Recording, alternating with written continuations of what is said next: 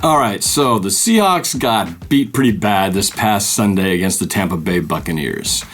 Now, let's dissect this a little bit. I know a lot of you have been wanting to know what my thoughts were on this game, and it'd be easy to say that here's the reasons why we lost. That we came out flat. That the Bucs were really good coming after the quarterback with a 4-man rush. That Russell Wilson was off. We didn't have a pass rush, and the Bucs seemed to play with more energy than us. But I actually have a different theory as to why we lost that game, and it's partially my fault.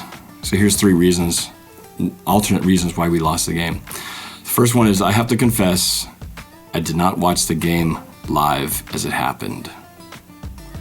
My daughters had their first volleyball practice with a parents' team meeting involved, and I couldn't miss that, and happened at exactly the same time as the game. So I could not watch the game live. So that's the first time all year I haven't done that, and so I shoulder some of the blame for the fact that I messed with the routine and did not watch the game. So I think part of that responsibility falls on my shoulders. Number 2 is we had the wrong uniform color combination. We were playing with the gray pants and the white top. I don't really particularly like that combination, and if you look at the way we've played 3 games this year, and the 3 uniform combinations were the white top with blue pants, which I generally like, but we lost against the Rams in our first away game. We lost to the Saints in the all whites, and now we lost to the Bucs in the gray pants, white tops. We are undefeated. I should say it. We haven't lost a game yet wearing the wolf gray, all gray outfit. We wore that against the Arizona Cardinals, and we didn't lose. We didn't win, but we didn't lose. And we've generally in the past have done well in our wolf gray outfit. So I think we wore the wrong color combination. I think for the 2 remaining games, we've got to wear the wolf grays in at least one of those games. Okay, so that's reason number 2 we lost. And the third reason, and this is probably the biggest one of all, is that Cam Chancellor didn't have his black visor on. Now, I don't know why he didn't have it on, but it's weird to see Cam Chancellor where you can see his face. He's so much more intimidating looking when he's got the black visor, where you can't see his eyes, you can't see his expression. It's just this black-faced thing coming at you, laying down the hit. It's more intimidating looking. And I don't know, no one's talked about it, but I contend that not having the black visor contributed to this loss as well. So those are the 3 reasons why we lost this game. So thanks for watching, and I'm just kidding. Okay, so those aside, here are some of the reasons why we lost that game, okay? As I said earlier, the Seahawks did come out flat. The Bucs did seem to play with more energy and more passion in this game. They were getting home with a 4-man rush, and Russell was just off his mark. Just unusually off with his throws. And maybe it's because of all the early pressure, got his kind of clock messed up, that he's feeling like there's footsteps behind him, breathing down his back, that he felt maybe he had to rush the throws. We pretty much lost the game on the first series because we gave up that opening touchdown, which was 7 points, and since we only scored 5, we pretty much lost in the first 2, 3, 4 minutes of the game. So we didn't make a very good stand on the first 2 drives, but it really only took the 1. After that, the defense was very stout, kept them out of from scoring any more points. Did I say no pass rush? I think I said no pass rush. So there was a lot of things, and I think it's very easy to people start panicking. I don't know if it's all fan bases or just Seattle, but it seems like as soon as a game like this happens, it immediately all the comments I see on Facebook, YouTube, Twitter, fire Darrell Bevel, offensive line sucks, Russell's terrible, all this stuff. And it's like, come on, guys. It's one game, okay? It's one game. And it's like when we win games, I don't see anyone saying, let's fire Darrell Bevel, our offensive line sucks. All that stuff seems to go away when one game happens, and then you lose one, and all of a sudden it all comes out like it's been broken the whole time. I look at it this way, guys. We just have to calm the F down, okay? This was one game. I think the Seahawks they'll never admit it, but I think they did kind of look past this a little bit. I think the Buccaneers did play with just a little bit more vigor, a little bit more a little more passion and desire than the Seahawks did. And I think it even comes to the way that they handled the lineup, the fact that, we had a lot of injuries, but we had some guys who could have played if we wanted to from the beginning. And if this would have been like the Super Bowl or a playoff game, I'm sure that our center, Justin Britt, probably would have been in there. Probably, sound like Deshaun Shedd could have played. He was available, but I think they kept him out just to kind of keep things safe. And so, the fact that I think they were saving these guys for down the line, maybe they were in their mind willing to take the risk of being down, losing this game and not risking the personnel for the long haul. And I can actually understand that because this game itself didn't really damage our playoff or division seeding, as it were. So I think people just need to relax. Don't overreact to these things. And we're kind of stuck with what we got. Okay, we're not. Our offensive line isn't going to change. Our offensive coordinator isn't going to suddenly change. So we are stuck with working what we've got. But whatever we've done has been able to get us 7 wins, 3 losses, and a tie up to this point, and being first in our division and number 2 in the NFC. So we're not doing too bad. So let's not start firing everybody and throwing in the towel just yet. Do have to say that the injuries, while kind of like officiating, I hate to use that as an excuse, it is a reality. We were out. Oh, how many guys? We were out. Michael Bennett, Earl Thomas. We've been out Mike Morgan. People have forgotten that he's been our number 1 linebacker. He's been out practically the whole season. So we were playing with a backup to the backup in the strong side linebacker. Had a backup cornerback behind Deshaun Shedd, and so to say that those guys being in there instead of our starters doesn't make a difference. It's going to make a difference, in the slightest of ways, be it communication or just, knowing that a certain person is back there versus somebody else. It's going to make a difference. And so I guess we can be rest assured that we know a lot of these guys are going to be coming back when it's going to count the most. So injuries were part of this, the reason why we lost. And I think, if anything to be of concern about is, what does this mean long run with knowing that this is what we have and these are the players that we are going to have to live with. The running game situation, is concerning. We didn't have much on the ground. Rawls was okay. If anything, he was probably equated to what Kristen Michael has performed in most of his games thus far. Whether you put the blame on the line for that, the play calling, or on Rawls himself, I think it's a little bit of all that. I think Rawls missed some opportunities where he could have gotten more yards if he didn't spin, lost his footing, things like that. Some of the things we complain about Michael about. But I'm going to give him a pass because he's still just working his way back. There's only a second game back. And I think he will eventually get his get the rust off and get into a groove running wise. We've seen what he's done, what he was able to do last year, and I think he can get back to that. He just has to kind of get his footing and get everybody in sync. We have not been in sync because the line keeps changing, the backs keep changing. So, when you don't have that rhythm like Dallas has with Ezekiel Elliott and that line just playing all the way through as one unit the whole season, you can't expect that everyone's going to be, gelling. So it's going to take time. Yeah, it's entering the late part of the season, but we have time, and the good thing is we have a buffer of a lead in our division. But we're going to need that to happen. I mean, we got to have a running game come playoff time. So I'm hoping in the next 4 or 5 games left here in the regular season that we find our stride. We're going to have to, because we cannot go into it with just relying on our passing game. That's not how we're built. So, what else? The Buccaneers, I think the other thing too is that everybody, I think, just simply overlooked them as they're like the doormat of the NFC South, and I think they're a better team than we gave them credit for. I mean, we're used to having the Panthers and the Falcons, on top with the Saints in the mix, and everybody kind of just goes, and then there's the Tampa Bay Buccaneers. But they're actually showing that they're a better team than they've been. And I think now they're getting a lot of their players back, healthier.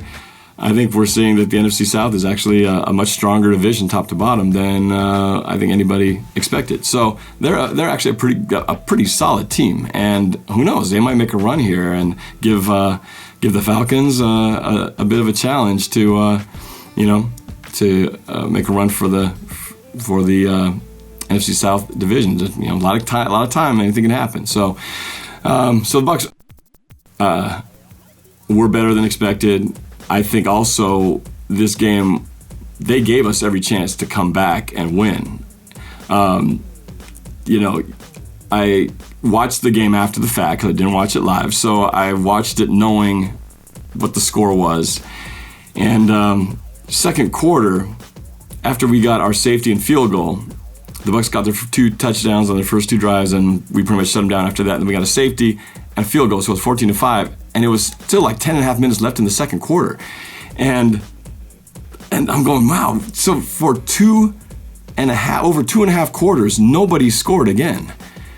When you think about that, how hard that is to do in today's NFL, to not score, to be a tie ball game for 2.5 quarters, that's almost unheard of, So it speaks to how poorly we played on offense, but also speaks to how much the Bucs gave us every chance in the world to come back, and we just never capitalized on it. But those guys missed a field goal. They missed they kicked one wide. They missed a field goal opportunity at the end of the half. That's 6 points right there. They had a touchdown taken off the board. That's another 7. So they could have easily scored 13 points, and that score could have been 27-5 if those points, would have gone down, and maybe even more. So I think we got a little bit lucky or that our defense, just kind of, made the plays when they had to, but, some miscues by the Bucs, and that could have been a lot worse a game. So, but that's how it turned out.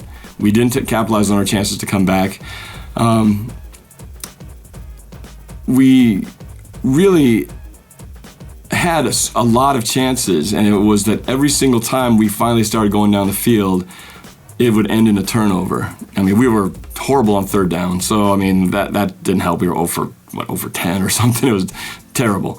But when we did finally move the ball and actually got into their side of the field, it ended up in turnovers.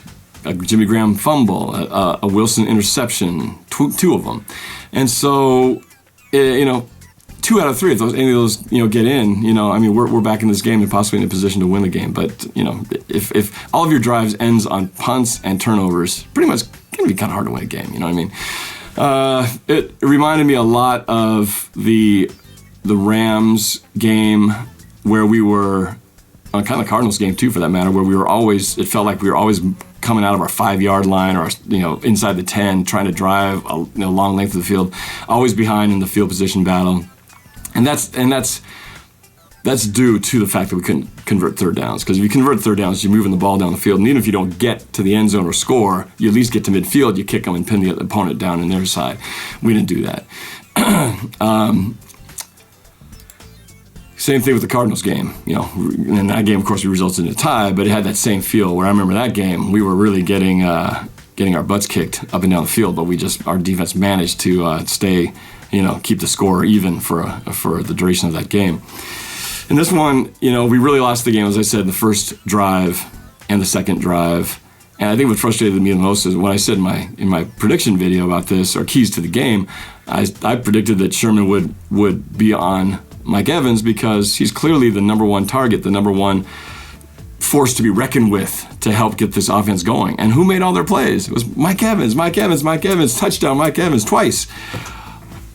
I mean, that's the key. And I don't know what the defensive philosophy was going into it. They were running as zone coverage instead of having Sherman on him the whole time.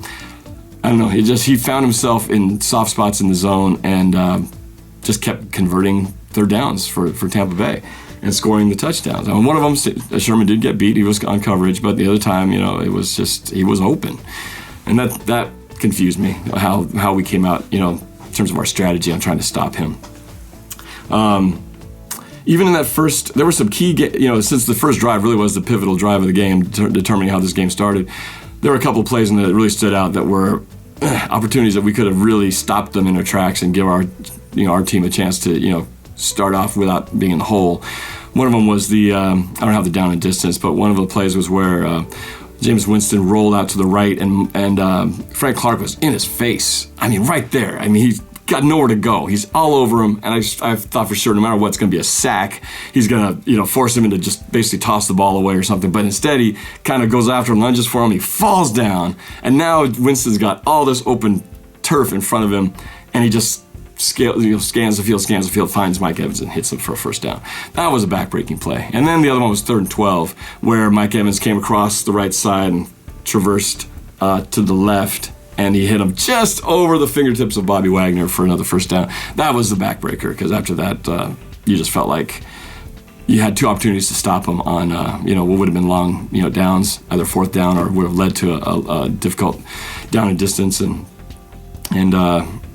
so to those, if either of those plays goes our way, who knows if the whole complexion of the game would have changed. But it didn't, so that's kind of how it turned out. So kudos to the Buccaneers and the Buccaneers fans for all of us who overlooked them and didn't give them enough credit for being able to perform as well as they did. You guys deserved it. Good job. In fact, I lost a bet, a little tiny wager that I had to change. The bet was, I'm gonna look up his name here, but I had to change my profile pick. The loser had to change their profile pick to the other team, and of course I lost. So for those of you on Twitter, if you're wondering why the heck do I have a Buccaneers profile pick, well, there you go. Just trying to look up. Sorry, don't have your name handy in here. Look it up. I'll find it. But yeah, that was it's a bad feeling, very bad feeling to have that on there. To Nate Lee, good job, man. You got me. Can't wait to take that off on Sunday when the week bet duration is over. Because I look at that thing, I'm like, can't stand it. Anyway, what else? Yeah, Wilson got sacked 6 times. That's no good. Luckily, no injuries to Wilson or anybody else other than Luke Wilson, who made a catch and then came down funny on his knee and apparently sprained it. So I don't know how long he's going to be out for, but it'll be for a while. And it's too bad. He just got back too, so he'll be out for a while. Maybe we get back for the playoffs. We'll see. But what else? Yeah, and Wilson was just off.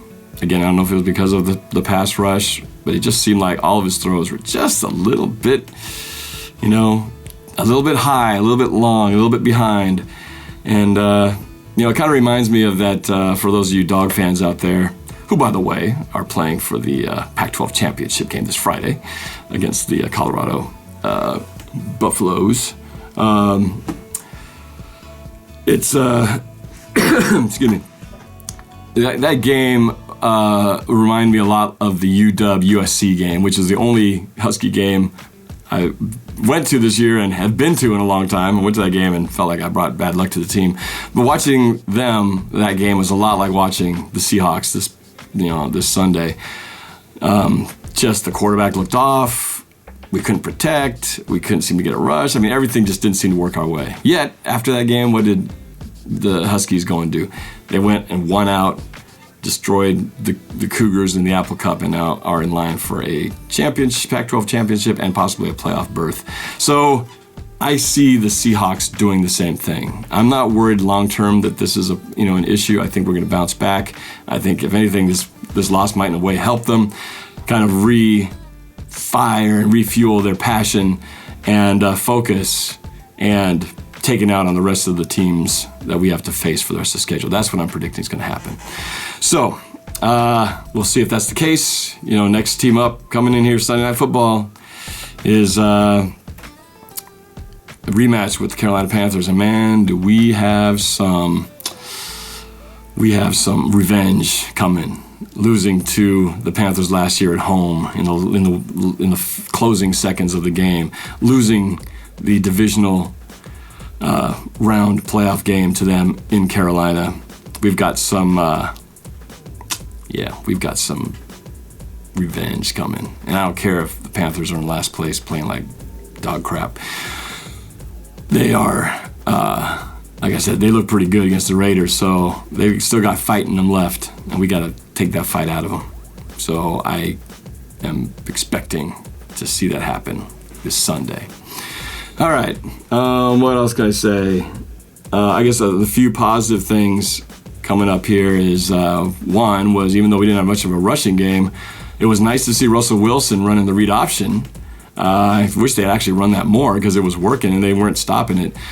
He ran for his season high rushing yards for the year, and I think he was our leading rusher, I believe. And it's nice to just see that these tools are coming back out, that you can tell that as he's getting healthier, it's like he's just getting every little piece of his tools that were taken away early in the year with his injuries are suddenly coming back. Mobility in the pocket, scrambling, now the read option. Now the teams are going to have to worry about that again, where they were for a while there, they didn't have to worry about it at all. And of course, as I said earlier, we're getting guys back. There's a good chance, I believe Mike Morgan is coming back, and possibly, I think there's a good chance they're saying that Mike Bennett plays in this game. So I hope so. He's such a force in there. We've missed him for the last 4 or 5 games, so got to have him back. Reviewing my keys to the game, this is what I said last week. Number 1 was next man up. Well, yeah, we had our next man up, but did they perform great? Yeah, so-so. Can't say we blame the entire loss on them, but they certainly didn't rise above and help the team win. So next man up is kind of, not sure if we've done that one. Second one was quarterback pressure and Sherman keeping Mike Evans in check. Didn't happen. Obviously, the first 2 drives, clearly we failed on that one. Number 3 was win the turnover battle. Lost that one. I believe the turnover ratio was 3-2, 2 picks and a fumble compared to a pick and a fumble, I believe, by the Bucs. So lost the turnover battle there. Execute on special teams, actually, we did okay there, but considering all we had to do was kick 1 field goal and the rest of the time was punts, there wasn't much of special teams to do. So it really turned out to be a non-factor in the game. And my 5th key of the game was Russell Wilson and the offense needs to control the game and running game as part of that. Clearly, we did not. 0 for 10 on 3rd down and minimal rushing yards by your running back is not going to control the game for you. Okay, so what does this mean playoffs wise? For those of you who are kind of keeping track of that, we got 5 games left to go. The good news is on Sunday the rest of our division all lost as well. So nobody won in the NFC West. So we all lost and stayed at the same ratio. So we're still at the same gap ahead of the rest of the pack. So I think it's pretty safe to say that we are in control of our own destiny in terms of winning the NFC West. It's ours to lose. So all we got to do is take care of business, and we will be NFC West champions. As far as the rest of the league, losing that game did not affect our number 2 seed standing. Because it's just narrowed the margin a little bit. So now we're half game ahead of Detroit and Atlanta, who are both 7-4. We're 7-3-1. So in order for us to maintain our number 2 seed, we've got to stay ahead of those 2 teams. Got to stay ahead. We're just ahead of the pack. We got to keep staying ahead of them. So we want Detroit and Atlanta to lose. All right, and we just got to keep winning. That's the bottom line. We got to keep winning. As far as what does that mean in terms of number 1 seed chase, Dallas clearly is in control of that at 10-1. They would now have to win, or they'd have to lose 3 games, and we'd have to win out in order for them to give up the number 1 seed to us.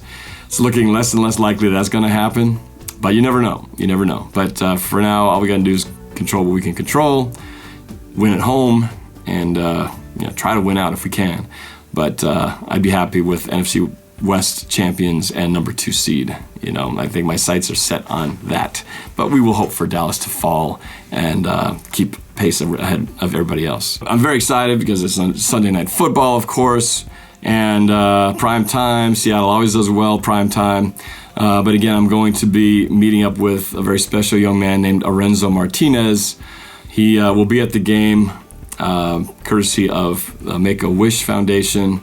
And as I'd said, he had made a request to me that he would love to meet me and have a chance to hang out a little bit before the game. So I'm looking forward to meeting this brave young man and doing a little video stuff with him. So Lorenzo, looking forward to meeting you, buddy. It's going to be a fun night, Sunday Night Football.